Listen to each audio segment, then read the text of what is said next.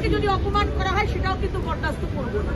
সাংসদ যখন বলে যে যেখানে নামাজ পড়বে সেটাই হয়ে যাবে ওয়াকফ বোর্ডের সম্পত্তি, বারে বা আমাদের মুখ্যমন্ত্রী যে কথাটা বলেছেন ইউএন শান্তি সেনা যেন পাঠানো হয়। মুখ্যমন্ত্রী আপনি কে? হ্যাঁ, আপনি কে বলুন তো? আপনি আপনার পজিশনটা দেখেছেন? আপনি কোথায় কোথায় এই ফেডারেল স্ট্রাকচারের কথা বলেন?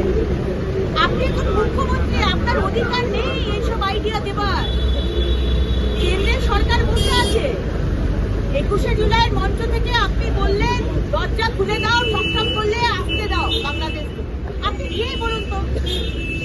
সুতরাং আজকে যে কথাটি বলেছে বাংলাদেশের ইন্টারন্যাশনাল পররাষ্ট্র উপদেষ্টা, ঠিক কথাই বলেছে, কিন্তু তাও এই মুখ্যমন্ত্রী তো আমারও মুখ্যমন্ত্রী, তাই আমার মুখ্যমন্ত্রীকে যদি অপমান করা হয় সেটাও কিন্তু বরদাস্ত করব না। কারণ আপনারা যতই ইডিওলজির ফারাক থাকুক, মুখ্যমন্ত্রী আমার। যখন দেশের বা রাজ্যের মুখ্যমন্ত্রী বা প্রধানমন্ত্রীকে নিয়ে কোনো কথা হবে সেটাও কিন্তু আমরা ভারতবাসী হই বরদাস্ত করব না।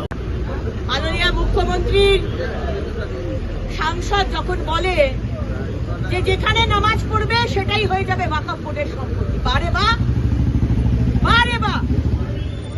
কালীঘাট মন্দিরও তো দুদিন বাদে বলবেন সিদ্দিকুল্লাহ চৌধুরী মহাশয়, আপনারা বলবেন দুদিন বাদে কালীঘাটের মন্দিরও ওয়াকফ প্রপার্টি।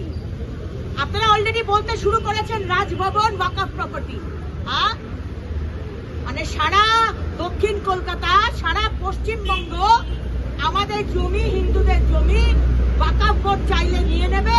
আমাদের মানে ওবিসিতে আমাদের হিন্দুদেরকে বঞ্চিত করেছেন, বিএসএফ কে জমি দিচ্ছেন না, বর্ডার খোলা, রোজ টেররিস্টরা ঢুকছে, আধার কার্ড ভোটার কার্ড বানিয়ে দিচ্ছেন, আমাদের কোনো সুরক্ষা নেই। আর এরপর আমাদের জমিগুলো ওয়াকফ বোর্ডের নাম করে দিয়ে দেবেন না? আবার চান, বলেছি তো আবার চান মুখ্যমন্ত্রী হিন্দুরা যাতে এখান থেকে চলে যায়। সজাগ হও হিন্দুরা, বাংলার পশ্চিমবঙ্গের হিন্দুরা সজাগ হও।